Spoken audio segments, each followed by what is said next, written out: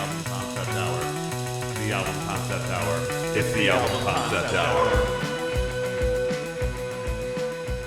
Welcome everybody to the album concept hour. We're back. Are back, and we're back from our short break here, and With then the Fall Vengeance. we are here to talk about definitely a Fall Vengeance album here. We got October Rust by Type O Negative, and Type O Negative I've seen is the band. I've seen many patches of and shirts and things of this band, but I've never really listened to them, so I'm excited to dive in.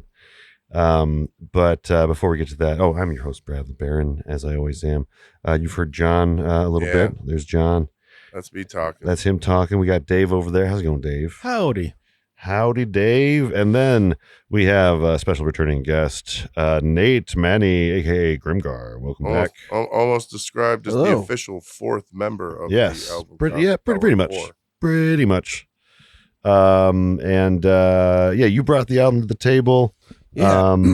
We'll talk about it a little bit, but before we get to the album itself, we gotta go around and find out what everyone has been listening to lately. I'll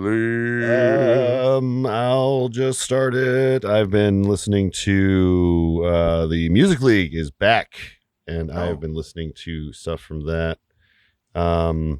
We got the first one on the Music League was actually kind of maligned this time. It was it kind of confused some people. It's about songs that you pumped up and ready to fight. So it's kicking and punching. All right, Street Fighting Man, Rolling Stones. I don't know. It just a lot of people in the thread were not digging it, and I would also agree. But there was one standout. Revenge by Southgate is really good. No. Sorry, Revenge by Fresh is really, really good. So I'll say that's the best one from that. And then the Sense Memory playlist I think is a banger. We got some Bobby Womack. We got some Bonnie Taylor, Holding Out for a Hero. We got Broccoli by Dram featuring Little Yachty. We got MF Doom. And again, I'll say if there's no MF Doom in Avengers Doomsday, I will riot. Parade. Besides that, Hollywood Handbook had a really great podcast this week with a basketball guy, I think. Air Jordan? It was Jordan. It's got to be Jordan. That's the only one I know. It was really good, though. And the podcast guys, very fun. What about you, Nate? Well, this album, I've been listening to Type O Negative, October Rust a little bit. Doing research. It's kind of my it's spooky mood. Yeah, absolutely. I've also been listening to a lot of spooky season. Yeah, I've been listening to Dio. That's spooky. Yeah, I found this band that's kind of in the vein of Dio called Castle Rat. Right. They're like Castle Rat. Yeah, you might want to check them out. Okay. They have a new album out. They're like all of their lead singer. She's always like dressed like a Viking warrior or something random, like in the videos. I thought you were gonna say a rat. Yeah, maybe yeah, castle rat. They're a rat of the castle. Yeah, maybe like they are fighting castle rats. Perhaps. Like maybe it's like kind of a fantasy illusion. Yeah, I don't know. But they're cool. Yeah. Okay.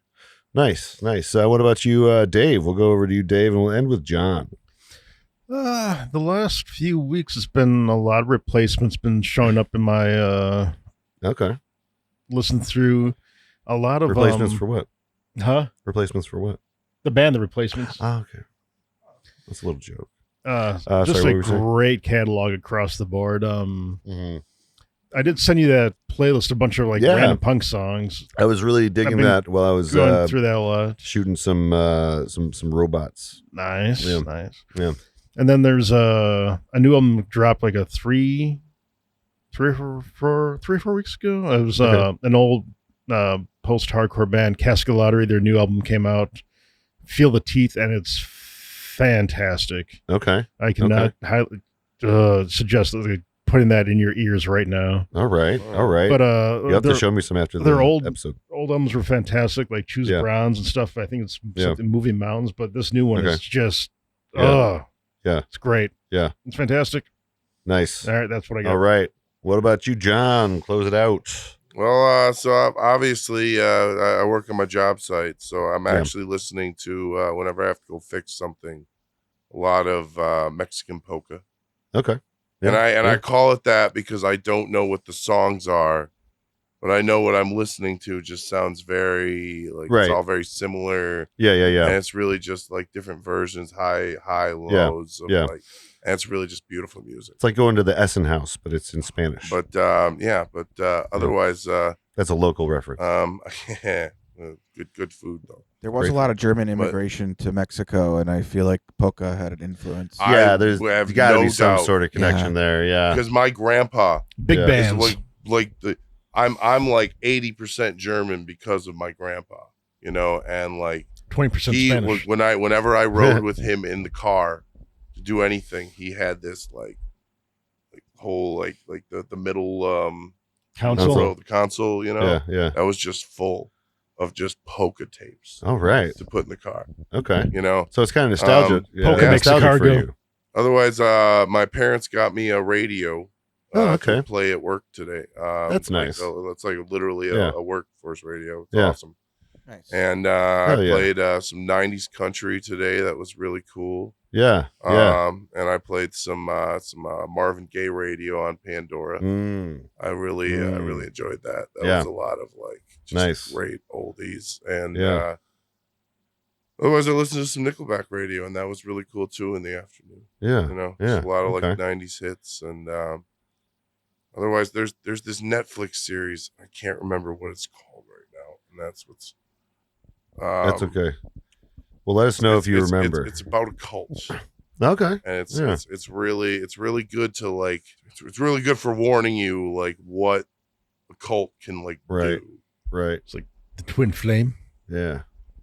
Well, going back to Marvin Gaye and sexy music, we got sexy time.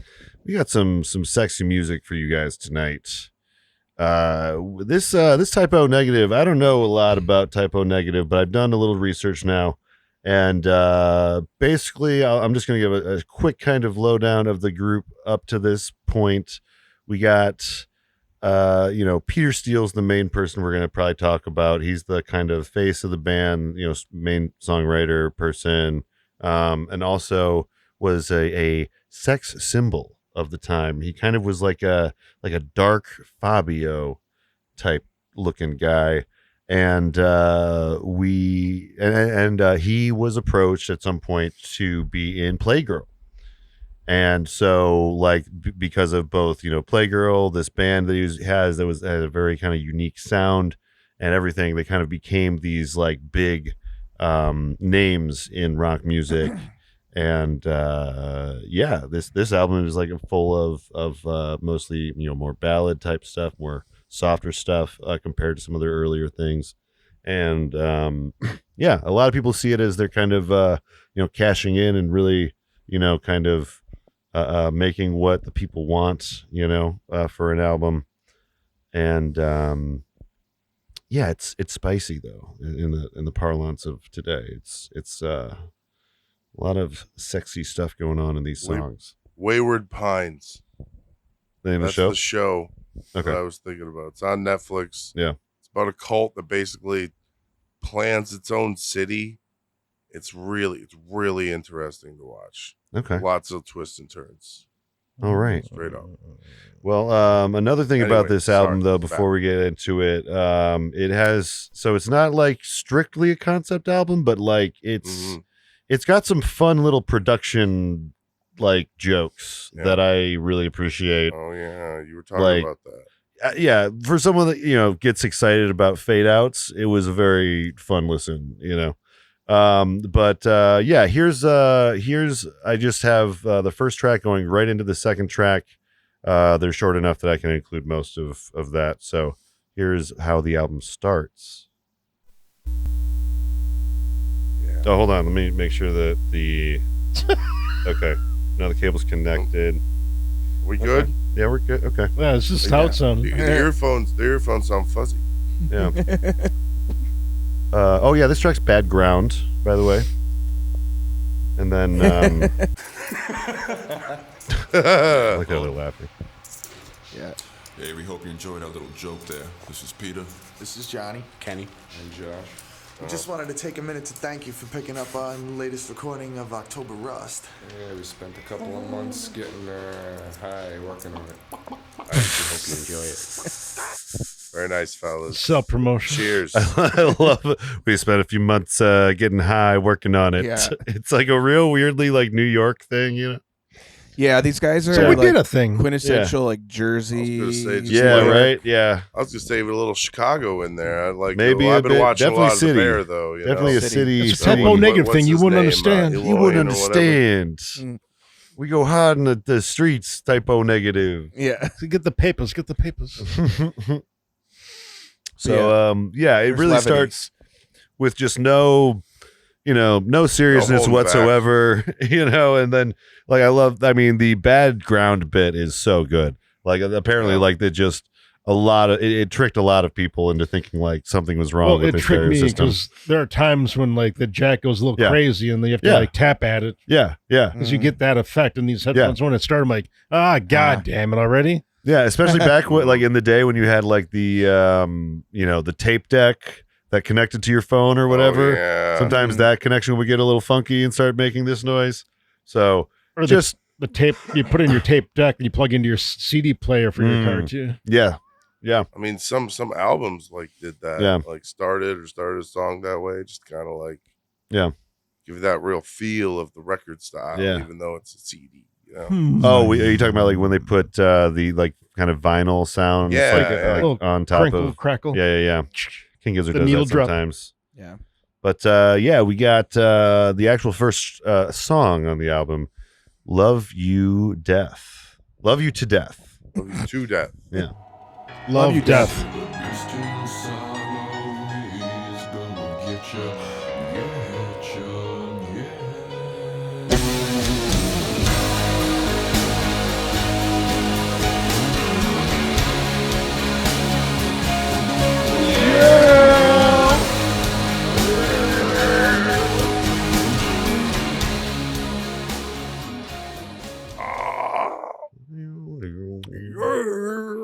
Yeah, he's got a very deep voice. Like that's definitely like Bass, how low This is- can you go? This is Crash Test Dummies deep.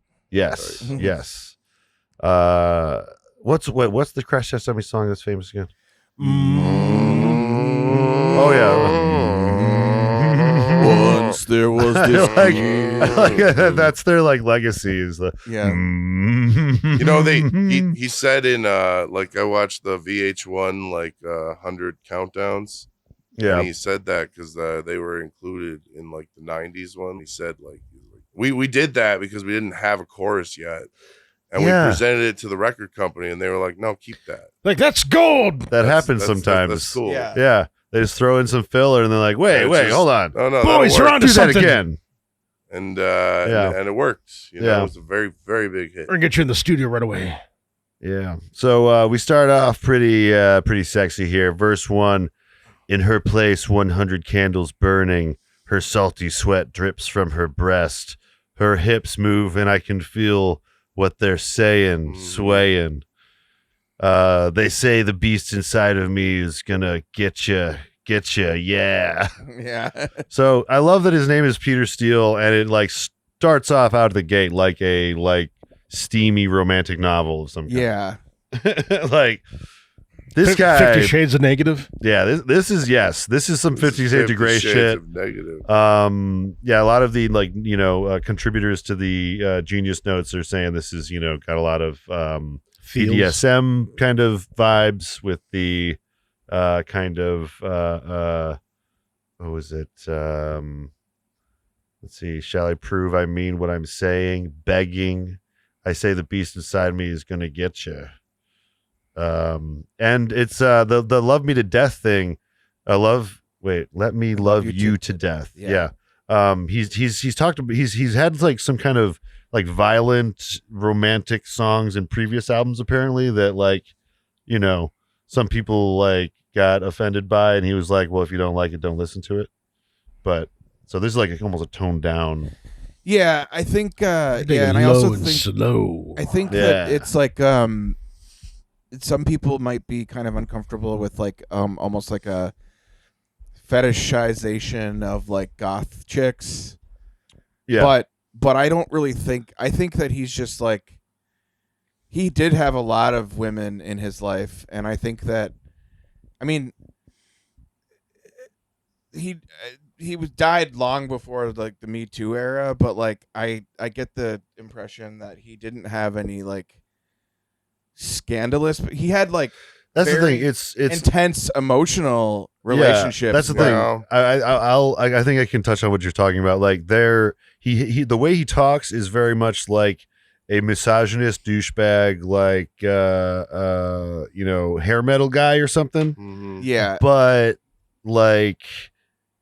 A lot of his like lyrics and a lot of what he's talking about is also like very like women empowering and like women's pleasure first. He's talking about so like there's what I'm getting at is like there's a reason like he had a strong female fan base right before like they got launched into stardom or whatever. And even one of the main parts of this song is where he's like, "Am I good enough for you?" Right. Yeah, it's like he's like. And that gets. He also seems like he might be a little bit like inside inside of him is a little bit of insecurity. Yeah. And that is an important part of his story, right? Is he? Although he was this like suave sex symbol kind of guy, he in his personally didn't love the spotlight, right? And especially when you're making like really niche music like this, you're probably not expecting to get in the spotlight, Right. But he did, and he rode that spotlight, because he wanted to, do what all rock stars do or whatever, Right.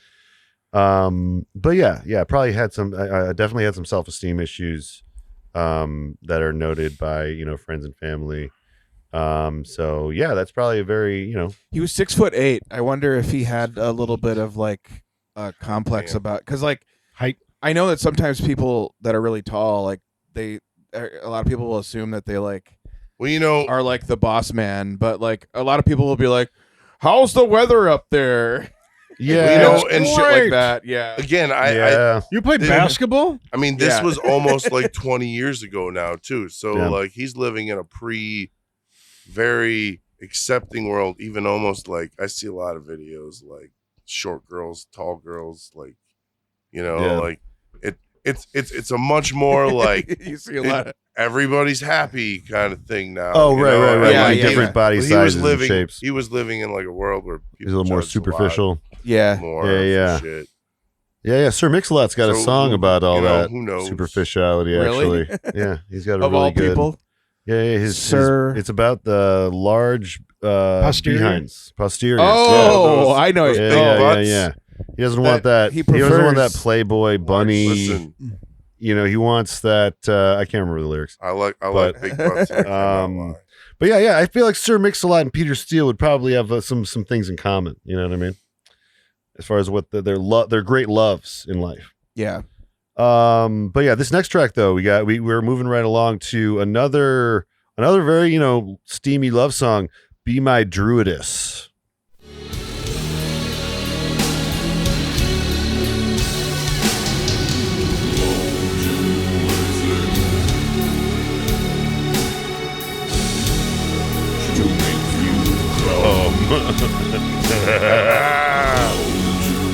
We're so immature. For the YouTube people, yeah, it's. I like how like just the instrumental. It seems like it was driving so fast, and you hit the vocals and say, "Oh, pump the brakes." Yeah. It manages to stay a pretty like chill pace throughout the album without getting boring. Yeah. And this one, like, it's got a lot going on in the production, like the like there's a lot of like little things that make it very Halloween-y throughout the album. There's a lot of like ambient noise all around the background that just kind of like sets the mood for that song and tone. Mhm. Well, it's really reminiscent of a lot of different like horror film. themes. Like Tubular Bells. Like do. Yeah. But it's That's- very unique to Halloween. them too, which Yeah. is cool. Like they made a sound, and no one else sounds like them. Yeah. And I don't think anybody else has tried to sound like them because Can't believe they've Yeah, never been it's- recruited I don't- for a they did horror what they needed to do, and they were done. Yeah. And I think they had 7 albums, I want to say. Yeah, they had to end because when Peter Steele passed away, he had some addiction issues, Yeah, and then died had a shortly heart- after getting sober. Actually, yeah, he had either a heart issue or an infection from diverticulitis. Right. His official, it was sepsis or whatever. Yeah. Mm-hmm. But he was someone that sometimes he would drink a lot of wine before going on stage. He really needed to cope in order to do, you drink to cope with being in the spotlight. From the fans. Yeah. Yeah. This song though.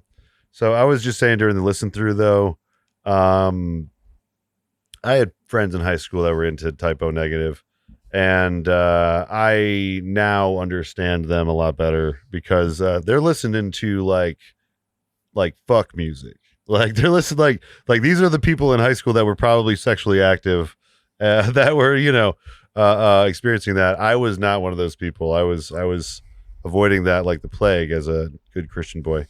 Of course. But like some of these lyrics though, I mean, obviously there's the Druidess stuff. I look oh God. I look deeply in your eyes, I smell your hair, caress your thighs.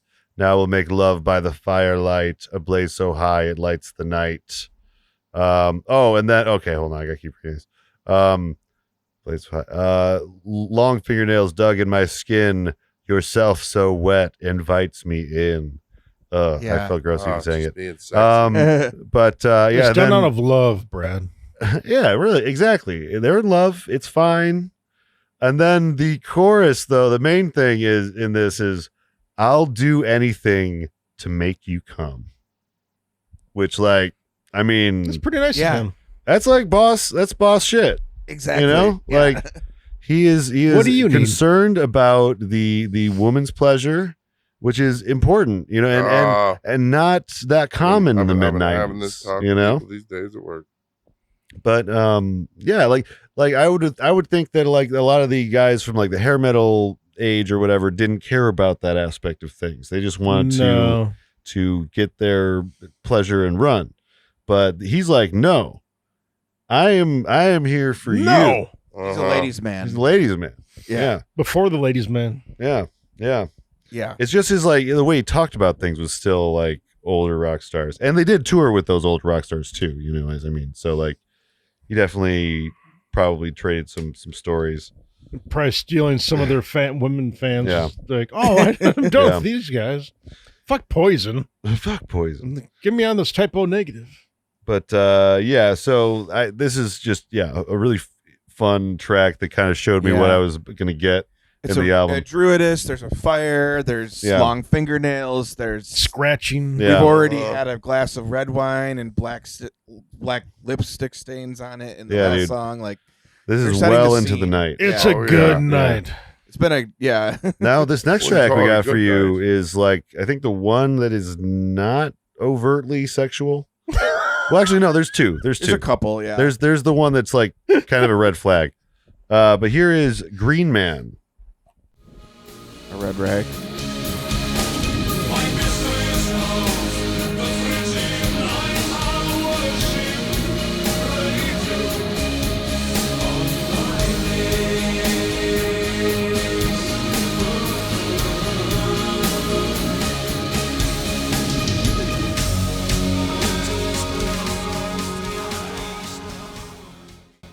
Yeah, real wall of sound. Mm-hmm. Like the old Phil Spector sound. Yeah. Legit Although Phil wall of Spector sound. might be clutching his pearls at some of this stuff. I don't Oh, know. Yeah. no. I don't know. But no, this one though is a kind of a biographical track because he worked in the Parks and Recreation department for 7 years. before being picked up on tour for, some of the bigger, touring acts at the time. So I like that, it goes from the, Druidess song to being the Green Man, so he kind of there's a reason he wants the Druidess in particular. Yeah. He is a nature guy. Yeah. There's a lot of allusions to the season. He is down to hike. Yeah, he's down to hike. Yeah. He's going through the woods. Yeah. He's not afraid of that shit. No, dude. He's not afraid of a trip through the woods to find the other side. Verse 2 here. Soul in prime, sweet summertime, cast shadows of doubt on my face. A midday sun, its caustic hues, refracting within the lake still. Oh, it was a rusty October. Yeah, you're right. I'm saying wrong. You're right. Yeah, he's like, yeah. Yeah, they could have, yeah. And then he's got the autumn verse here. Verse 3, he's talking about autumn in her flaming dress. That's another thing that we'll find throughout the album. Flames. It's very autumn and flame oriented. It's not flame retardant. Not flame retardant. No. But it is, it does evoke every song, I think, on this album. I think October Rust is such a great title for the album because it does evoke that really well. Oh my gosh! And okay, never mind. I'll bring it up Get later. all the rust. Oh, and then fall season. Yeah, yeah, that's true. That's true. And then here's the part here. Have my lips turned blue, purple. Life is coming to an end. So says me, Wiccan friend. Nature coming full circle. Winter's breath of filthy snow. Befrosted paths to the unknown. Have my lips turned blue, purple. Yeah. Goddamn Green Man. Yeah, dude. I like it. He does write lyrics pretty well. Yeah, definitely. Yeah. I think that it's poetic. It's poetic. It's not lazy or anything. That's probably the big difference about how he writes about his sexual encounters than Guns N' Roses. Right. You know what I mean? Guns N' Roses is complete objectification front to back. Oh, this is so sweet though. This is kind of sensual. Sensual. Yes, sensual. Yeah. Not abusive. Yeah, it doesn't have that air of abusive? I'm scared of this guy with women. Abusive. What's abusive behavior? Oh, here we got a next amongst band members. What's wrong with a sexy album cover? We got a really interesting one here. Next is Red Water Christmas Morning. MOURNING.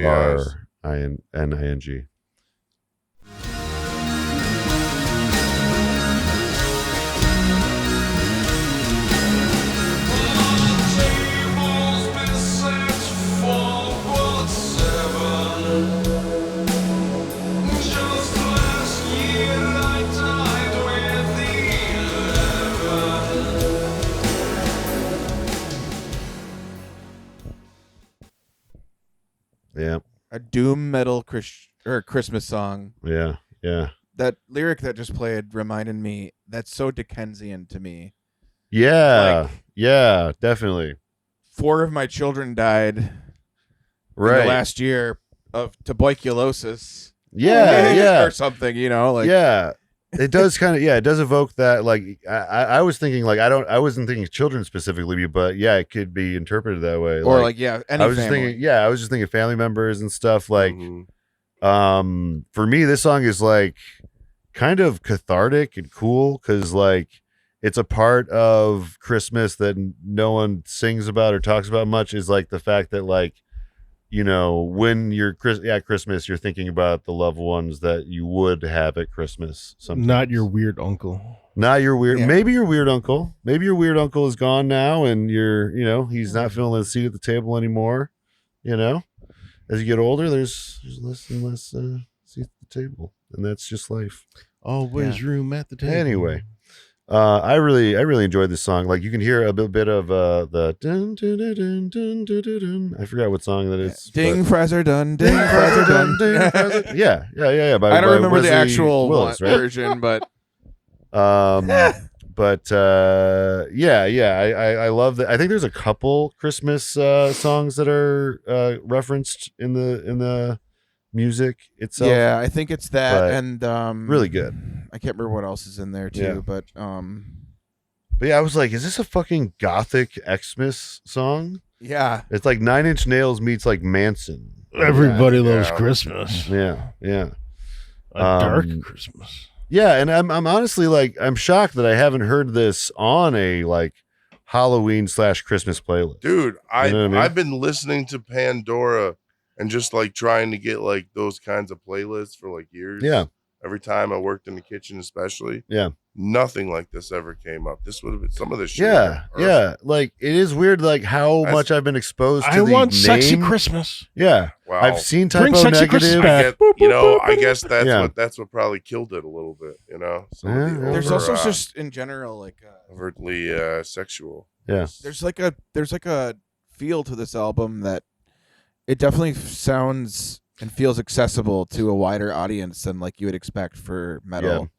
Yeah. Because it's not that fast or like there's no growling and his voice is a little deep, but like you can understand what he's saying clearly. And Because it's also melodic. slow enough too. That Yeah. And so this song is like, we were joking earlier, like I might try to sneak this into a family Christmas playlist at This some would be a point. good, listeners out there, if you want to freak out your family, throw this on the Christmas playlist this year.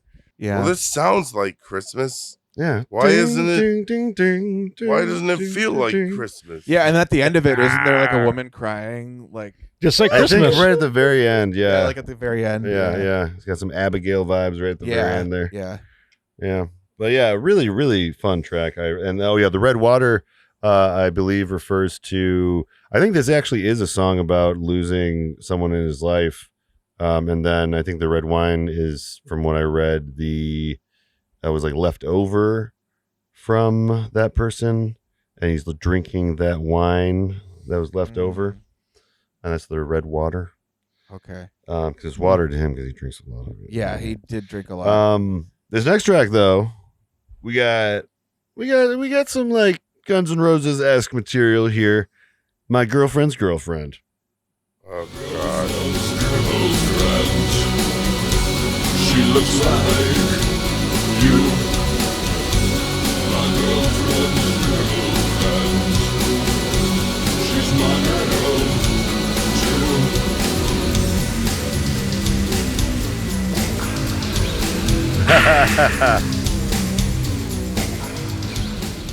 I love the yeah, because like you can see him going up to the mic in the music video and doing it, and it really tickles me. He took a sip out of some Pepsi and was like, crisp. Right. The 90s was like the time of Pepsi. Like that was the peak Pepsi. Ask Michael Jackson. Yeah, exactly. You can't. It killed him. Pepsi did.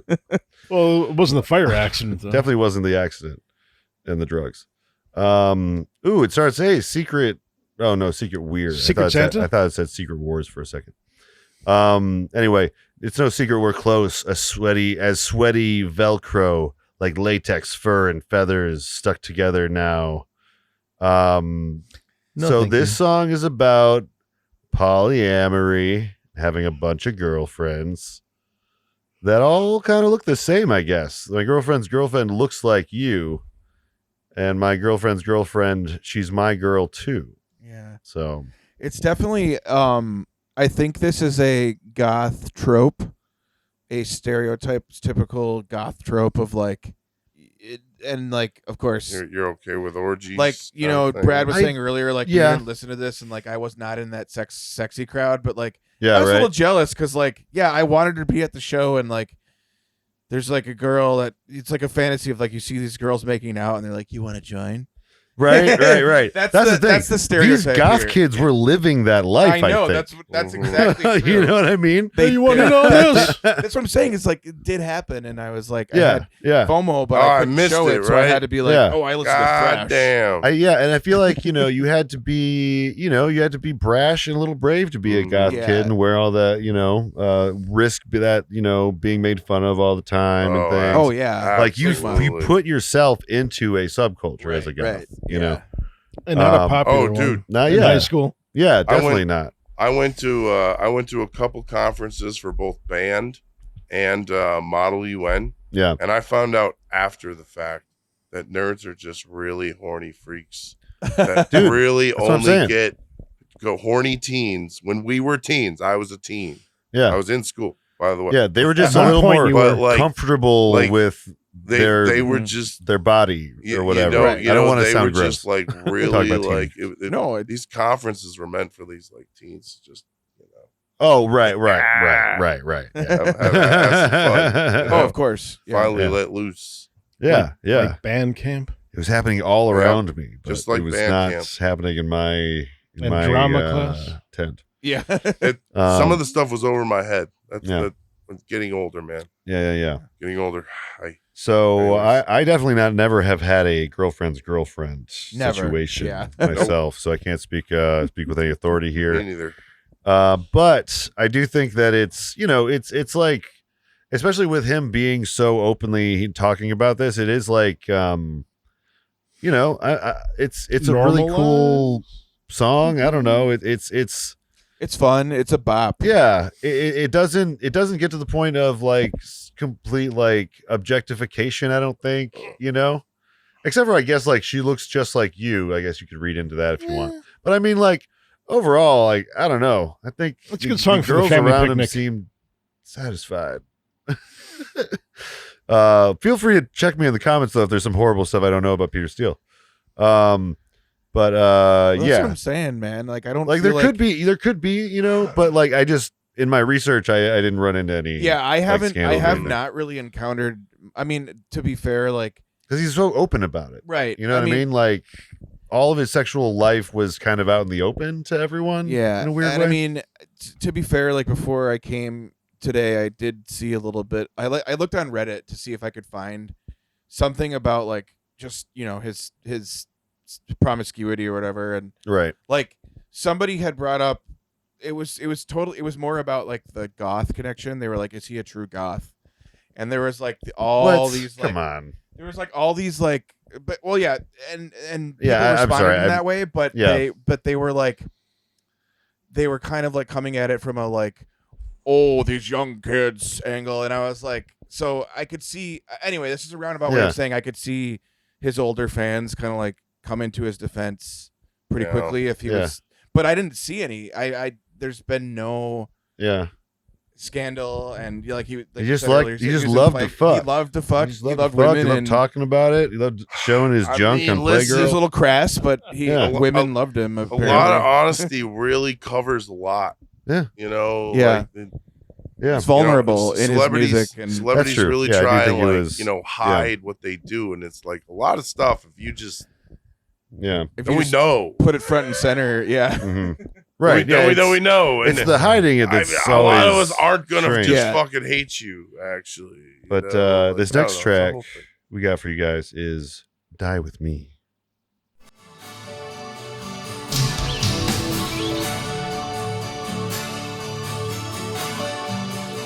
Real men of sports. Real man of genius.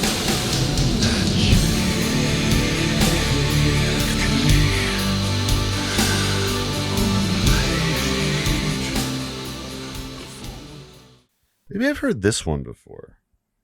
I feel like this one I've heard that. I feel like I've heard that JFK line maybe before I started doing this research. JFK. Because I had to have run at least one song on the radio, right? Maybe I don't, because that's the thing is like I listened to 94.1 JJO growing up a lot, and Yeah, you feel like I don't feel like this remember would ever- fit in, but maybe I did hear a type of negative song once in a Yeah. while, but yeah, I would say thought probably it- 92.1 back in the day. There might Yeah. have been some yeah, on the request line, late Right, at night. late at night, yeah. yeah. But yeah, weird. I don't know why though, because like it just feels. I don't know. It's. Well, I do know why. It's not. I guess the not production's very butt rock. 90s. What? Yeah, it's not butt rock. No. It's not. Yes, I agree. It's not butt rock. Yeah. But So there. It is what butt rock. It's one of the groups probably that butt rock Wanted draws inspiration from. You know what I mean? Definitely. Yeah. 'Cause Those- I the do butt like. I rockers feel like this listen is to one of those groups that is often like copied but never well. You know what I mean? I feel like there's probably bands that do similar stuff but never do it this way. Yeah, like the right way. Fucking side note, there was like I think it was the former drummer of Five Finger Death Punch tried to start this like band called Psychosexual, and he was like dressed like the devil, and it was just so god awful. But you could tell he was trying to like do this sort of like humor, sexual, gothic rock thing, but it did. Yeah, it's a fine line. You really like gotta stick the landing. Yeah, because you run the risk of just looking like a creep. Yeah, exactly. You know what I mean? Like if Peter Steele didn't like look like Fabio and have a cool kind of persona and presence, you know, like I mean, he wasn't stretching. I mean, he was being himself. Yeah, he was literally. So when you have someone that really tries hard, it shows. Like you're not doing this very well. Yeah, right. Like it's like faking it. The Western Civilization 2 guys, yes. like they're all just putting on a facade. Whereas, like, don't think that Peter Steele was putting on a facade. No. It seems you can't be putting on a facade and posing in Playgirl, right? Right. Like you're exposing everything. I mean, we haven't talked about this yet on the podcast, but like their first 2 album covers, the first one was a really super close up of a penis entering a vagina, but close enough that it like the record label must not have known or whatever. It's close enough that it doesn't really, you know, you can't quite tell, but it like, you know, once you know, it's like, oh yeah, that is what that is. Yeah. And then the second album had Peter Steele's butthole, and later releases did not have that. Yeah, So- the first one is called Slow, Deep, and Hard, and the second one is The Origin of the Feces. And not only did the original cover have a picture of his butthole, but it also had a patch in the corner that was a scratch and sniff. That's right. And That's it right. smelled like poop. Yeah. God Yeah. damn. Yeah. So that's the thing. Like, as serious as some of these songs can be, they have a very like silly way of going about production Trying and to not be packaging. serious about very serious material. Well, like they just Doesn't always work. They're like they have like a Just dick fun and fart jokes. Yeah, it's like dick and fart jokes, and also like going down on my girlfriend.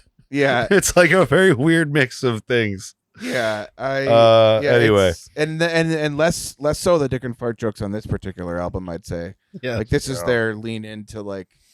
Yeah, mostly in the Bloody Kisses was the one right before this, so that was their third album, Yeah. and it was like when they started to kind of go down this route of like, I'm gonna uplift the goth girl on the pedestal of love. You're right, absolutely.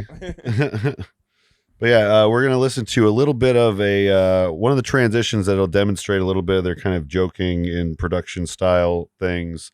There's one thing they do throughout the album is like a song will have like a nice long like fade out outro that could be a fade out, but they just cut it and then go to the next track. Yeah. So here's an example Like of one of Wipes. those. Yeah. George Lucas.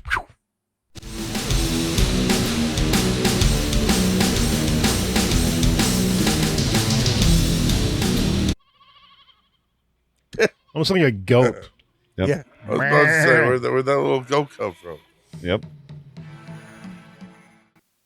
Yeah. So that's like a typical transition. Hard And, stop. like, the hard stops I feel like get harder as the album goes on. So like you might not notice like the first half of the album, but like this is the one where you really notice. It's just like okay. Yeah. Ran out of tape. Yeah. Yeah.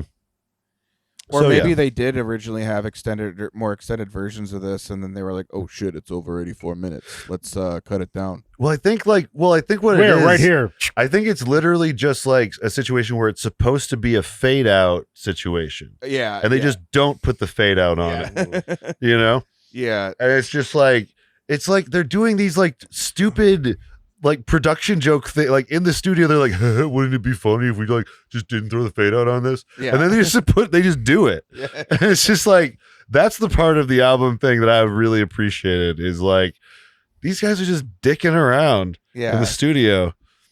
Anyway, we're gonna take a quick break, and when we come back, we got 5 or 6 more tracks. Yeah. What track are we ending? We're on. When we come back, we will be listening to track 9. Oh, so that's like we're more than halfway like through. 5. Yeah, we're most of the way 16, there, guys. Right? And 16's really 14 tracks. Oh, great. Well, there's 15. The last 15, one's yeah. not really a music thing. Yeah. Yeah. Well, the first 2 weren't either. So we're Yeah, fine. yeah. That's what I mean. It's like it's like a 12 track with 3 bullshit tracks. Yeah. Anyway, we'll see you after the break. Welcome back, everybody, to the Album Concept Hour. We're back, and if you're on YouTube, finish the album. You heard us.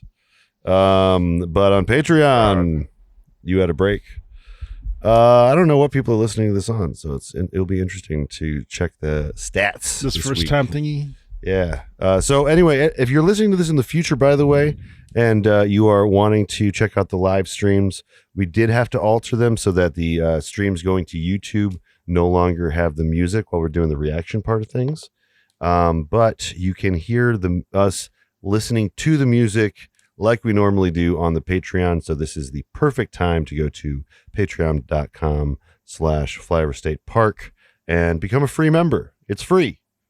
And it's easy. So if you already have Patreon, just swing on over there. I mean, I figured it out. And we just, I'd love to see you there. Anyway, we got another song for you guys. Sweet. From Typo Negative. This is Burnt Flowers Fallen.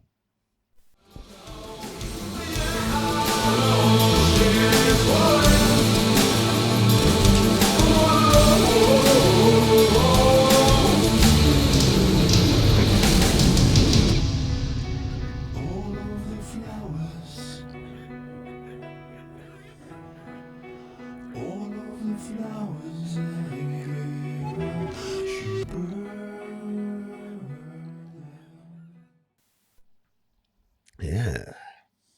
Back into it. Just a weird request. Is there any chance you can get like your lyrics up on the main screen? Oh, yeah. Is I that do have them on a possible? screen that only me and Nate can see. 1 second, Dave. That's a good point. Hey, look at these words. I see words now. Yeah. So yeah, this is kind of following some of the themes in the last few tracks where he's falling out of love. He had a long distance relationship in the JFK track, and I think that there's trouble in paradise with our Peter Steele. This is also a song I was mentioning during the listen through, has a very Roger Waters kind of vibe. The mother. Yeah. And it like everything like kind of it's like a really intense moment, and then just all kind of stops and gets to a very intimate vocals and piano thing that Roger Waters did a lot in like the Final Cut, which we covered recently. Feels like the song just kind of and then it's like this is him on a piano, just like doing a little synth, like the final little bits, like. Yeah, he does it a lot, and so yeah, I was definitely reminded of specifically Roger Waters, Pink Floyd. Roger Waters, AK Hard Stuff. Yeah, AKR Hard Stuff. Hard Stop. Yes, Hard Stop. yes. So yeah, more burning too. She burned the flowers, more fire imagery. Yeah. What rust look now in October. Yeah. There's not really much as far as like lyrics go on this one. This one's just like about like straight up like God. I think she's falling out of love. Yeah, I know she's falling out of love. All the flowers I gave her, she burned them. I think she's falling out of love. So she's falling out of love. He's ruminating. Yeah, this is definitely a rumination. Not too much to read into as far as concepts, but fun song, great song. And then we get to In Praise of Bacchus.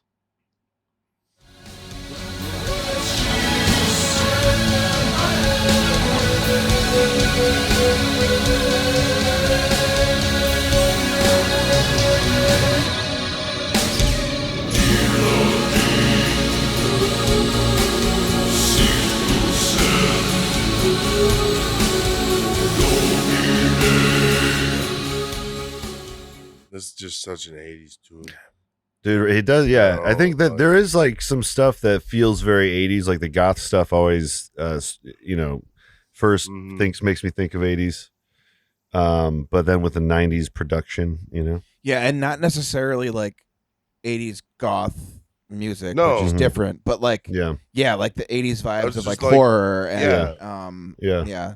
Well, the there's production a sensibility. little bit of pop mixed into that with Yeah. with the production sensibility. Yeah. There's definitely some pop sensibilities here and there too. Because I mean, this is a big selling album. It's one of their most critically acclaimed albums. So yeah, it's definitely a beloved album in at least the music journalists spaces. Oh yeah, I wanted to draw attention to that part though. That's the part where he is doing a note like, and the note that he's singing like I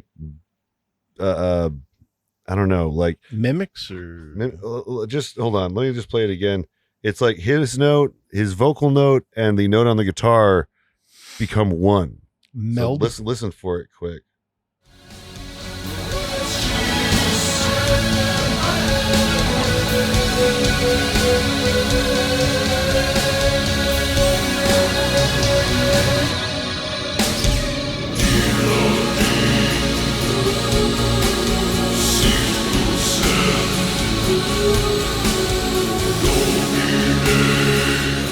I probably didn't have to play the whole thing, but yeah, do you hear that? Like it just his vocal, No, like I don't know where his vocal stops and like the note like begins. I totally like, get what you're saying. yeah, kind of blew my that's- mind. When I It's was one of those little hearing it. beautiful.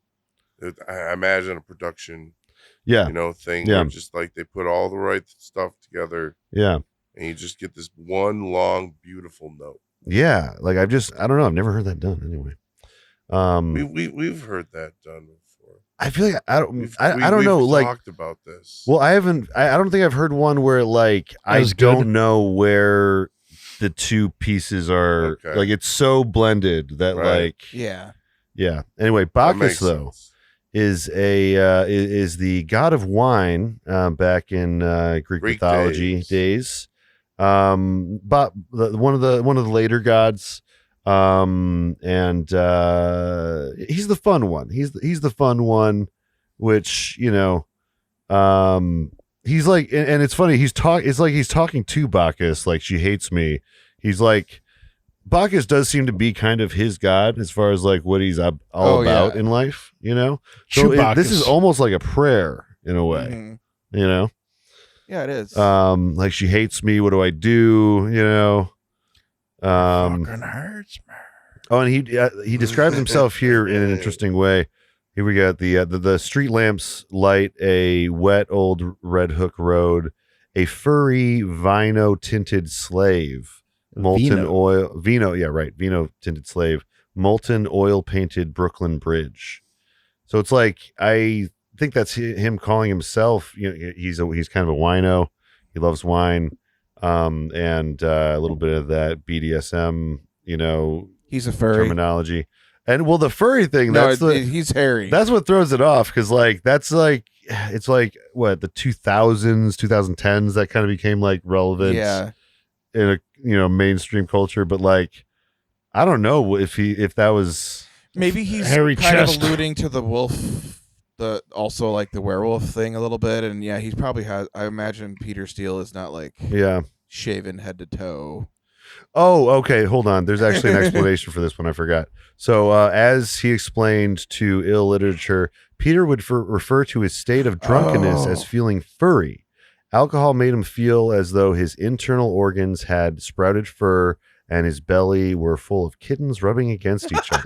That's so cute. Drunk, furry, wino. He's a slave to his emotions. Man, He really likes cats. Yeah. He really liked cats too. Apparently, he had cats. That's such an interesting way to describe being drunk. Yeah. I don't agree. I've never been that. Yeah.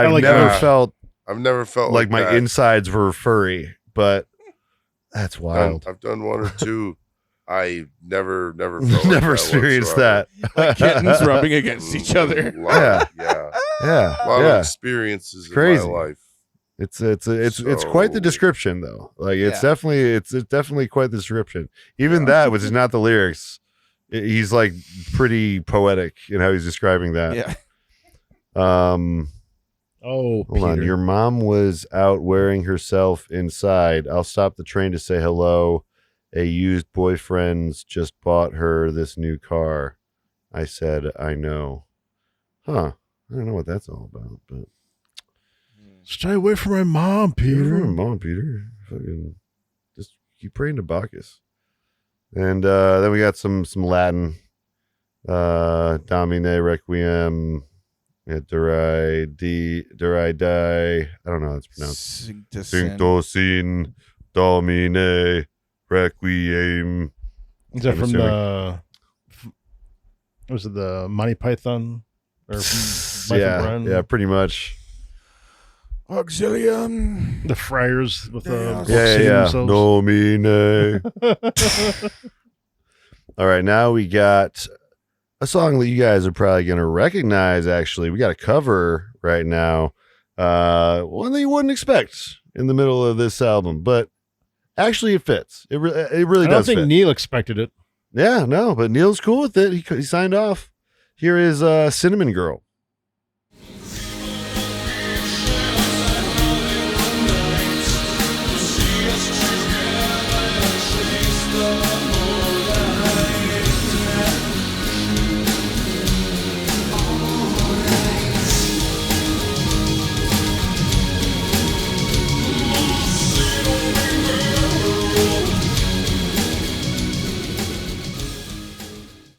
I love that you can hear the key organ in the background. It's like going nuts. I also feel like that key organ kind of fits the spirit of the original. Yeah, well, I mean, in general, just Neil Young's guitar style is this very this little jangly, almost plucky, It's kind of spacey a little bit. Yeah, it fits it feels like a Neil Young vibe. Yeah. This is one of those covers that I think is an example of like what I look for in a cover is like you can recognize the original song, but they have reinvented it and made it their own thing. Mm-hmm. And it's not just a copy of a song. Like right. I tend not to like covers that are just like a carbon copy, unless like it's a carbon copy that like exceeds the previous one, but that's a rare occurrence, and I can't think of an example. But this one's like really it's a really great cover. I can't say enough. And really goes along with the whole theme too of Rebellion. Yeah. My Cinnamon Girl. Yeah. Such. Yeah. He does add some German in here, which is fine, but there's one song that we'll get to that kind of rubs me the wrong way. 1, 2, 3, 4. Just 1, 2, 3, 4. Yeah. Just one. Yeah. It's bobsled time. Yeah. And hold on, I wonder what Genius says about my Cinnamon Girl.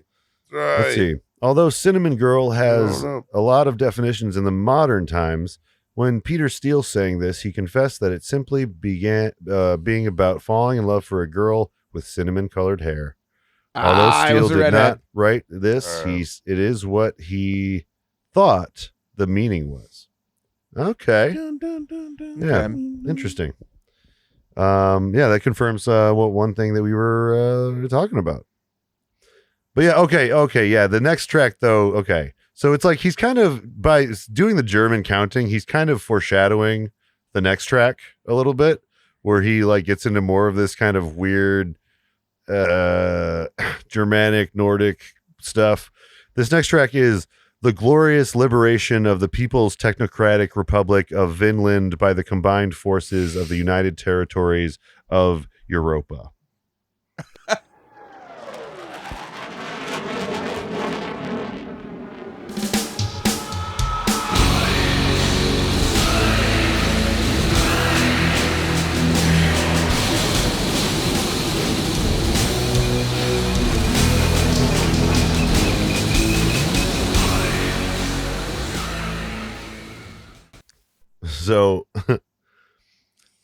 So like this is like what I wrote down in my notes is this song, if a red flag was a song, this would be it.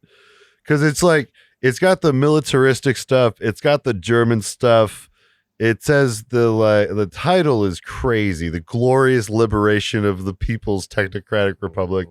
Like, it's just, and I don't know. I guess it's probably just the days in it that we're living in where fascism is abound and stuff, where it like is rubbing me the wrong way.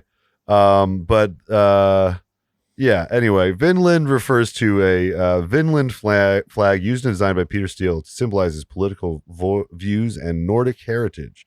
This flag is sometimes displayed in the band's merchandise along with the slogan, "Made in the People's Technocratic Republic of Vinland." You know what? It kind of makes sense, though. Vinland, wine.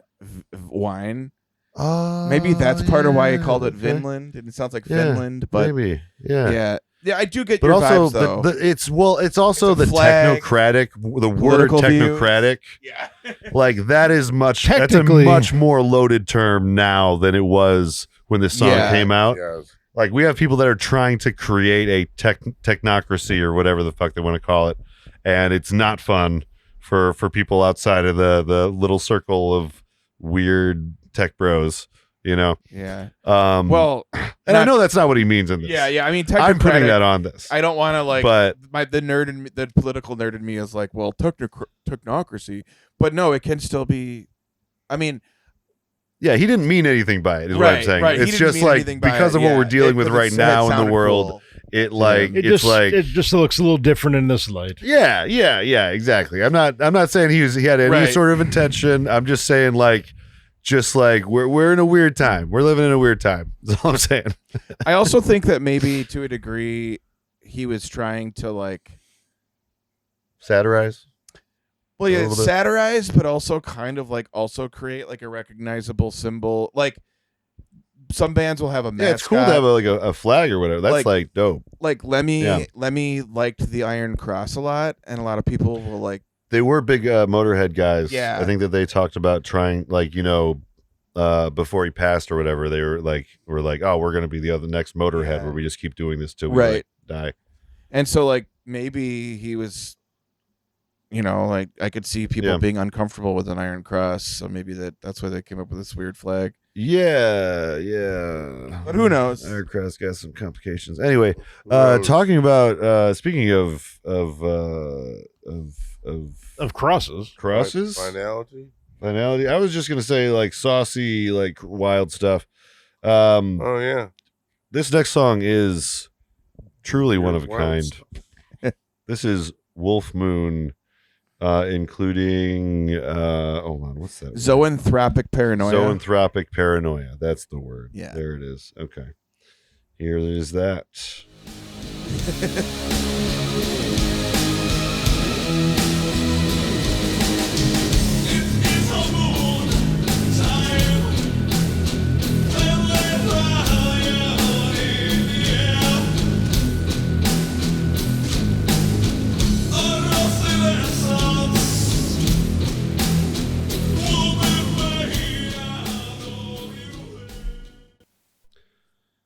So, without getting too graphic, guys, this song is about love, being a vampire when your werewolf girlfriend is having her time of month and satisfying her sexual desire orally. I think this might be technically like the titular track. That's a little much. The titular. It might be because they mentioned because the October Rust is mentioned the iron. That's the October Rust. The October Rust. Oh my God! Going down on his girl. Oh wow! Yeah, that's the Rust. That's horrible. Actually, October Rust. That sounds like an Urban Dictionary definition of this. It does. Oh my God! Yeah. Anybody out there that's got an Urban Dictionary account, well, put that in there. Yeah. So, okay, I'm just going to read some of the lines here, guys. The 28th day she'll be bleeding again, and in lupine ways will alleviate the pain. Let's see. Unholy water, sanguine addiction, those silver bullets, the last blood benediction. Oh, yeah, and then here we go. Yeah. It is her moon time. Yep, it is her moon time. Yeah. When there's iron in the air, a rusted essence, woman, may I know you're there. Yeah. Oh my my god, that makes me. I don't know if I can even read the rest of these lyrics. You It mentioned is how he was in very Parks and Recreation graphic. department earlier, and it made me think of that Parks and Rec episode where all of the former Parks and Rec directors meet together, and one of them is like, "Are you on your period? You know, bears can tell if you're on your period." And I'm like, "Oh my god!" Bears and Peter Steele And can Peter tell when Steele, you're on your yeah. period. Yeah. There are two types of creatures, bears and Peter Steele. And you know what? I gotta say, I applaud this song. Like it is brave to make a song about this subject matter. And you know what? It's refreshing. Yeah. But I will say, I was clutching my pearls when I read these lyrics.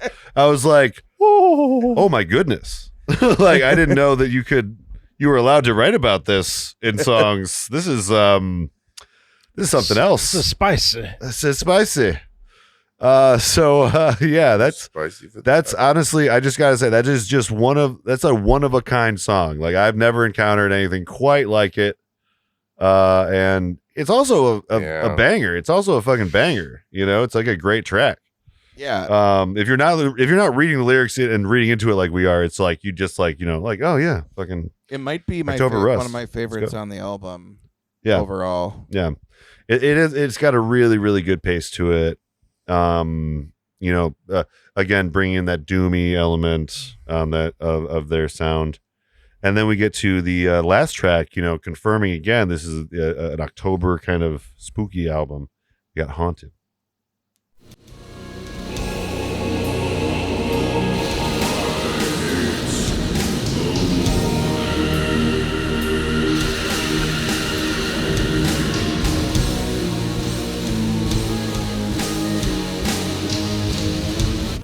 From the panes, a green mist swirls.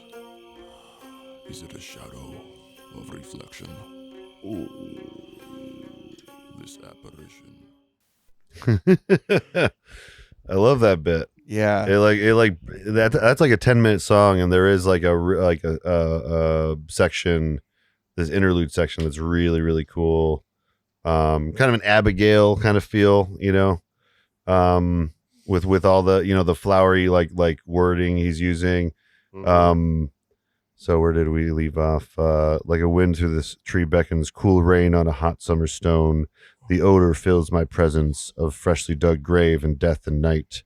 These things are her essence, nocturnal mistress, spirit lover, your mouth of wine and wood smoke taste. My goddess of violet twilight, you are lust incarnate in the sweat of my bed. In the eastern skies the eastern sky hints of dawning, alone and awake, but exhausted I lie. Oh, how I hate the morning. He's a vampire.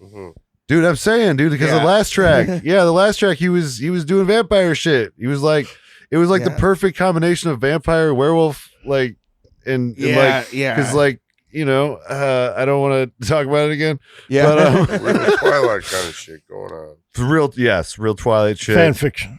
Nate, you were mentioning this definitely gave you some like some fire vibes, like, you know, it's like, well, there was some crickets in the mix, and you were mentioning like it felt like you were at a bonfire or something. Yeah. I thought that was cool. And this one, you know, because of how long it is, like it really gets to a lot of different feelings and sounds. So, and yeah, creepy, haunted stuff, you know, great way to end out the album. But they got one more. What? That's they hey, you know, they got to end they wanted to end the album similar to how they started it. This track is called No Title, October Rust, track 15, spoken word outro. Hit it. Well, that's about it. That's all we have. I hope it wasn't too disappointing. We will see you on tour. Until then, take it Easy. Thanks, Pete. I love that it cut. I love even in the final thing they cut off the last part of Easy, so it sounds like it was a fuck up. Yeah. That's the best thing. Like, it's weird. Like, okay, while we're getting into the part of the podcast where we're talking about, like, you know, where this lands as a concept album. I feel like there are two concepts kind of that we're dealing with here. One is just the production silliness. You know, if you're a production nerd like I am, it's really fun because they're skipping the fade outs, they're cutting songs off, that thing we just heard, and then of course the bit in the beginning with the faulty wire or whatever. So that's a concept in itself, just a small portion. I wrote down that's worth for me 1 point of their total. And then other than that, the concept would be, you know, this kind of October fall, like dark romance kind of vibe. So I think I guess I'll just, since I'm already talking, I'll just say what I'm thinking. I'm thinking probably like a 2.5 to 3, you know, like it's not like a full on concept album, but it does have a lot of connective tissue. I agree with that. Would that be like a C? Or that would be let's see. S is 5. High D. A is 4. Low C, high D. B is 3. D is 2. E is 1. See, so wait, I don't think I did that right. I was gonna give it a B C D S A B. Yeah, I was gonna give it like a D, but like, especially because of your R, I was gonna give it a high D. I would say just use the numbers. From 1 to 5. Yeah, you're the number, the letters really does make a lot of sense, and I'm persuaded. So I will. I'll give her a 3.2. 3.2. All right. I'll give her a 3.2. I rated 1 vial of blood. 1 vial of blood. Okay. 3.2. I'm doing 3. And what do we got for you, Nate? What are you thinking? On a scale of 2.5. It's generally 1 to 5. Machine Gun Kelly to Elvira. Ooh. I'll give it no. Because you said vial of blood, it made me think of how he exchanged a vial of blood or whatever with Megan Fox. Anyway, I'm gonna say I would give it a solid 3. I want to be generous because I feel like there is a cohesiveness to the vibes. Yeah. Like you said. Yeah. It's not like a straight up story or anything. Right. But there's no through line story. Yeah. But I mean, in fairness, like the lyrics are usually about Peter Steele's life, so I guess the story is about him all the time. Yeah, to a degree, fair. but when that it's helps. more I'd say a 3. Yeah. I think that's solid. So like a low C. So like we'll do like 3.1 vial of blood. Yeah, that sound pretty good. Yeah. I think that rocks. I think that's accurate, and I'm glad we did this one, Nate. This was a really. I'm glad I'm finally understanding. Like this one, it's like I said, like it brought back a lot of like memories of certain high school friends, and like it helped me understand them a little better. Oh, absolutely! You know? Like my this one person I went to high school with, that she would listen to like Depeche Mode and Bauhaus and. But she also listened to Type O Negative and Marilyn Manson and I kind of understand. There was a girl that lived in the small town that my dad lived in or whatever, and she was like the goth girl in the small town, you know. And I think she showed me some Manson and some stuff similar to this, but like I was out of my element, you know. Yeah. But I really appreciate it, and it's like I can see why it was as beloved as it was and is, and you know, we got to learn about Peter Steele, the Fabio of goth metal, you know. Yeah, so and thanks for doing this one because I felt like it just seemed like a perfect fit for the podcast in October. Yeah. Exactly. We're starting off October strong, I think. Yeah. We don't have a lot of like other spooky albums this month for you guys, but like we're gonna be doing more podcasts than usual. It should be, I think, every week this month we got something except for the 30th. So I appreciate you guys tuning in. please check out the Patreon, patreon.com/flyoverstatepark. And join us on the YouTube, youtube.com/flyoverstatepark. And we love you guys. We'll see you guys next time. Next week, we're covering Chapel Roan. Yeah. Fuck yes. All right, we'll see you guys next time on the Album Concept Hour. Pink Pony Club. The Album Concept Hour is Brad LeBaron, Dave Gallagher, and John Aker. Special thanks to King Gizzard and the Lizard Wizard for the theme music. Join the discussion on our Discord. Or for everything else, go to linktree/flyoverstatepark. See you on Side B.